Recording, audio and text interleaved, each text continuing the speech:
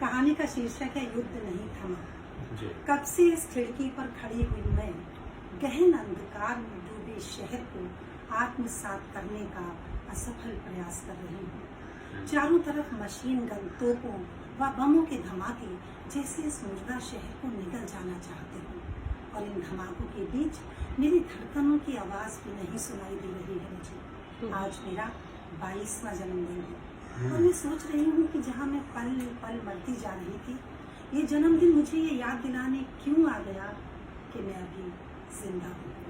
मैं 6 महीने की विवाहिता पिछले 6 महीनों से अपने आप को ये विश्वास दिलाने का प्रयास कर रही हूँ कि मैं ही हूँ, मेजर अरुण चौहान की पत्नी जया चौहान।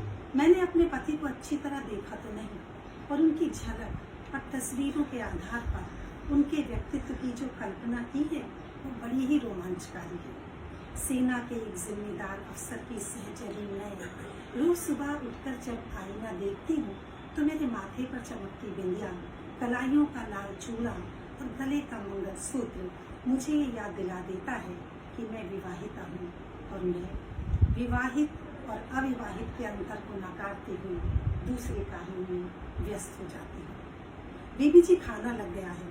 पार्वती प्रत्यक्ष में मेरी नौकरानी, लेकिन मेरे एकाकीपन की साथी की आवाज से मेरी तंद्रा टूटी और मैं खाने बैठी। पर ऐन वक्त पर मुझे अपने मम्मी डैडी की याद आ गई और कौर मेरे गले में ही अटक कर रह गया। खाना वैसा ही छोड़कर मैं कमरे में आ जाती हूँ। पार्वती मेरी मनस्थिति समझती है, सो वो भी जिद नहीं करती। एकांत के क्षणों में अरुण के सामीप्य की कल्पना से मुझे रोमांच हो उठा है। अरुण होते तो कितना अच्छा होता। क्या वे मुझे बिना खाना खाए उठने देते? क्या तब भी ये शहर यूं ही काला होता? नहीं, तब हमारे दिलों की रोशनी से सब तरफ उजाला हो रहा होता। और इन्हीं क्या होता और क्या नहीं होता के प्रश्नों में मैं कई रात तक उलझी रही। नींद मुझसे कोसों दूर भाग गई और अनायास ही खूबसूरत कही जाने वाली कुछ यादें मेरी आंखों में तस्वीर बनकर घूमने लगी। मैं दुल्हन बनी कार में बैठी थी। अरुण मुझे शादी के बाद विदा करा के घर ला रहे थे। रास्ते भर मैं विभिन्न कल्पनाओं के ताने बाने बुनती रही, और घर पहुंचते ही स्त्रियां मेरे पांव धोने लगी, आरती उतारने लगी, और मैं पास में खड़े अनुपम व्यक्तित्व के मालिक अपने पति और सामने सजी सजाई थालियों से उतरती आरती को देखकर अपने आप को संसार की सबसे सौभाग्यशाली युवती समझ रही थी। 2 घंटे के अंदर ही हम हवाई जहाज से पठानकोट के लिए रवाना हो गए। अरुण की पोस्टिंग पठानकोट में ही थी।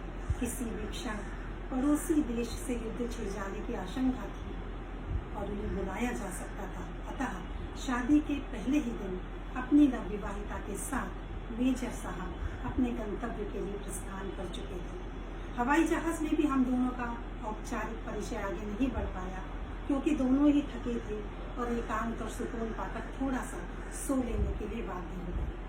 पर घर पहुंचने पर अपने पति के घर में पांव रखने से भी पहले लेटर बॉक्स से झांकते तार ने हमें ये सूचना दे दी कि 12 घंटे पहले बने मेरे पति हम सफर और सुख दुख के साथ ही फिलहाल आधे घंटे के अंदर मुझे छोड़कर जा रहे हैं, क्योंकि लड़ाई छिड़ चुकी थी।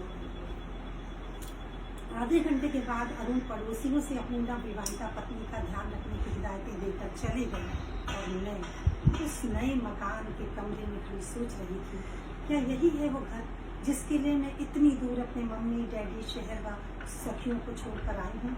क्या इन्हीं मूक दीवारों, दरवाजों, खिड़कियों के लिए मैंने वो ख्वाब सहेजे थे जो कितनी ही चांदनी रातों में चुपके चुपके मेरी आंखों में तैर गए थे? क्या मेरे इस दिल की धड़कनें सुन सकेंगी ये बेजान दीवारें, जो पता नहीं धड़क धड़क कर क्या कहना चाह रहा है? और फिर मैं अपने मेहंदी लगे हाथों से उसी घर को सजाने संवारने में लग गई, जो अरुण नहीं तो कम से कम अरुण का एहसास तो करा सकता था। पड़ोसियों ने मेरा ख्याल करते हुए पार्वती को रखवा दिया मेरे घर, जिसने निसंदेह मेरे एकाकीपन के क्षणों को बांट दिया। शुरू में हर दूसरे दिन अरुण के पत्र आते थे, जिनमें कुछ बातें तो सीमा पर उनकी सफलता और असफलता के बारे में होती थी, और कुछ मेरा अपना ध्यान रखने के बारे में। अरुण के पत्र मेरा संबल बने रहे।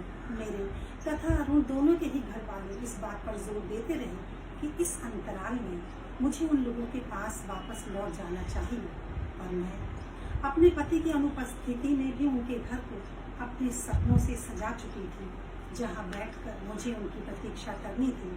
अतः मैं कहीं नहीं गई।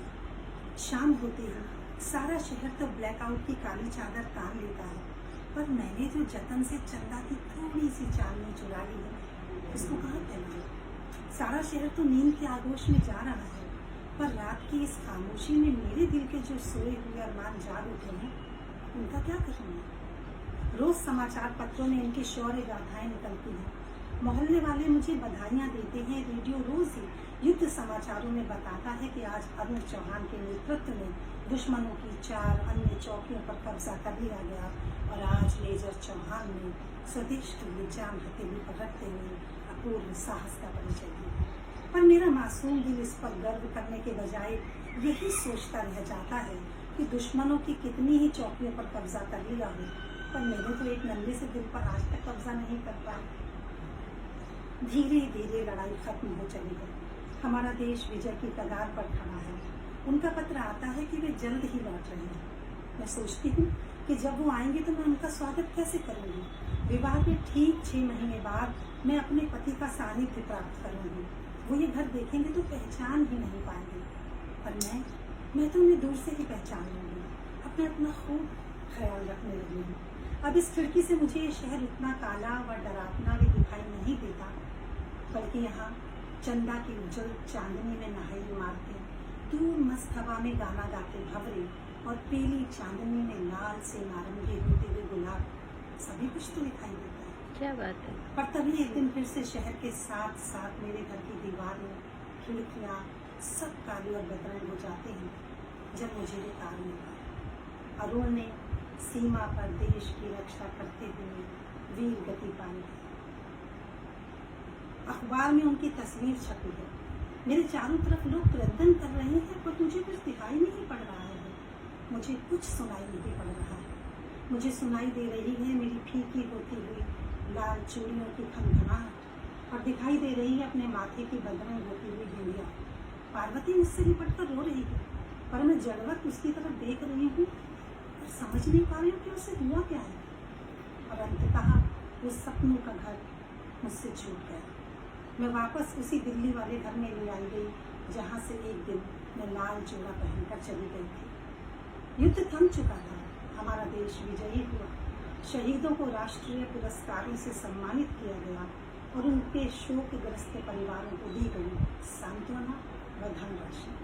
स्वर्गीय अरुण चौहान को परमवीर चक्र से विभूषित किया गया, और मुझे मिसेस अरुण चौहान, एक महान औरत को सम्मानित करने के लिए एक सभा आयोजित की गई। पुष्प मालाओं से मेरा गला भर गया। अरुण चौहान जिंदाबाद के उद्घोष के मध्य होती हुई मैं जब सफेद साड़ी में लिपटी घर लौट रही थी, तो सोच रही थी कि युद्ध तो थम चुका है।